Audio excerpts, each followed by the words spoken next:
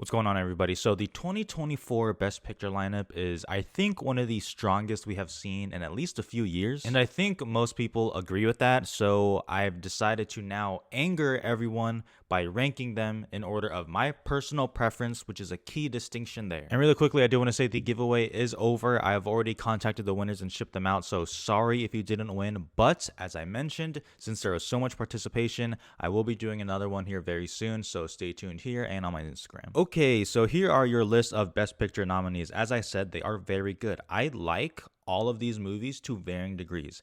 I do not hate any of them, okay? But since I'm ranking them, like, one movie will have to be my number 9. That does not mean I don't like the movie. Let's start with number 10, Maestro. As I've said many times before, and I will repeat myself here, I am not a Maestro hater, okay? I think it's solid. As I just mentioned, I like all these movies, whatever. It's a very well-directed movie with some fantastic technical elements all throughout. I mean, the cinematography in particular is pretty great. But I could never really get with the screenplay of this movie at all. I never felt it was fully cohesive from start to finish, and I just felt at a distance for most of the movie, which I don't prefer that. And after I saw it and I thought about it for a few days afterwards, I'm not sure if I learned much that I didn't already know beforehand. But like I said, I still found it somewhat impressive. I mean, I gave it 3.5 stars, so like that's a positive in my book. So that's that. Let's go to number 9, American Fiction. To put it simply, I thought this movie was hilarious. When a satire works, it really works for me, and this is one of those instances here. Now, do I wish it went deeper with its messages and what it was trying to say? Of course. But when I just have that good a time watching and laughing with good performances from actors I've always liked,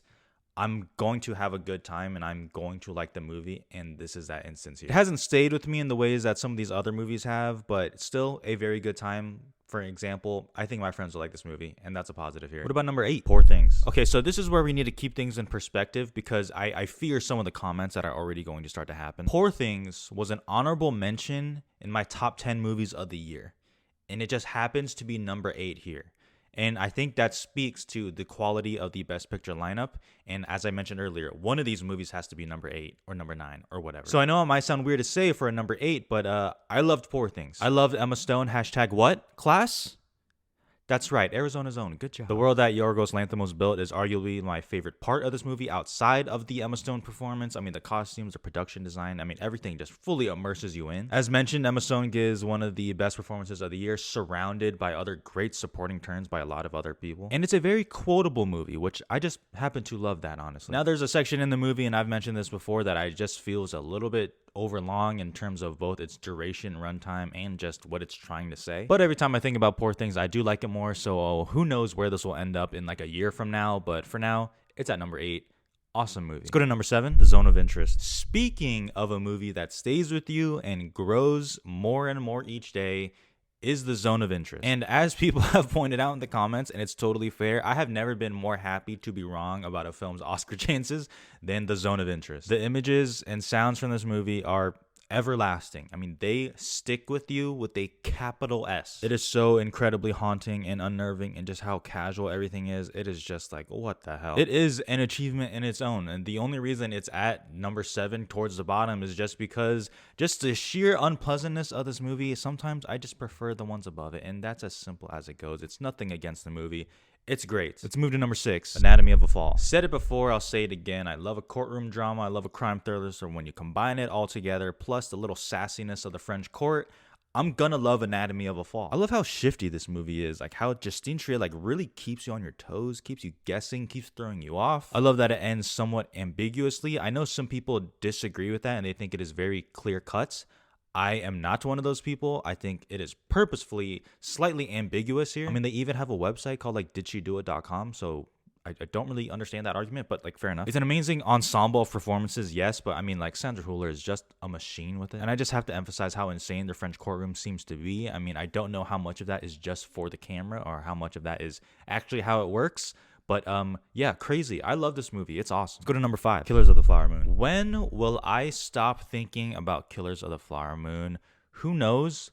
But not anytime soon. I really don't understand how Scorsese is putting these movies out at his age. I mean, like for me, if I'm his age, I guarantee you the biggest journey of my life will be getting out of bed. This movie really is an experience because yes, it lingers with you after the whole 3.5 hour journey, just filled with violence and tragedy, yet self-aware on the limitations of telling this story. I just think it's incredible, and it happens to be at number 5. Sorry. Let's go to number 4, The Holdovers. Sometimes I just want to feel good inside. Is that such a crime? Is this a better directed movie than some of those behind it in this list? No. Is this a better directed movie than the ones listed behind it?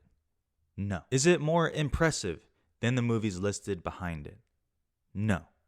And I also don't care, because that is not how a list of my favorites work. It is about what I prefer. And the bottom line is, I love this movie's vibe and the feeling it gives me more than the movies behind it, and I just prefer it. Simple as that. An amazing trio of performances, the cliche saying of it'll make you laugh, it'll make you cry.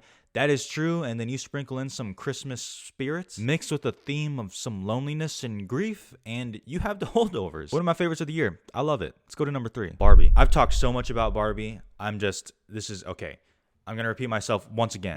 This is my list of favorites. It is the most fun time I've had in a movie theater.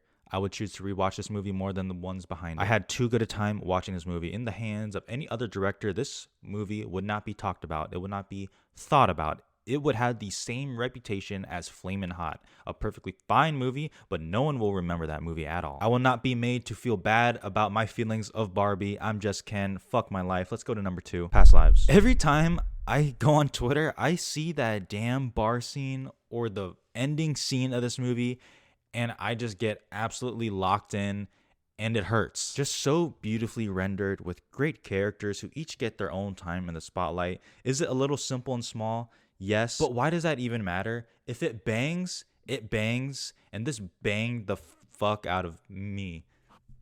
Wait, I love Past Lives. Let's go to number 1, Oppenheimer. I mean, there's nothing left to say about this movie, really. I want to watch it again in theaters. I want every fiber of my bones rattling in the theater just to experience this again. A monumental achievement, and I don't need to ramble on when people already know how good Oppenheimer is, so I don't have to. So that is my ranking of the Best Picture nominees. Let me know your ranking in the comments and how much you would disagree with mine. But like I said, this is a great lineup all around. I really think they did a pretty good job here. Obviously, mine would not match 10 for 10, but no one's almost ever will. So this is as good as it gets right here. But Academy, just don't fuck it up come the Oscars, okay? Just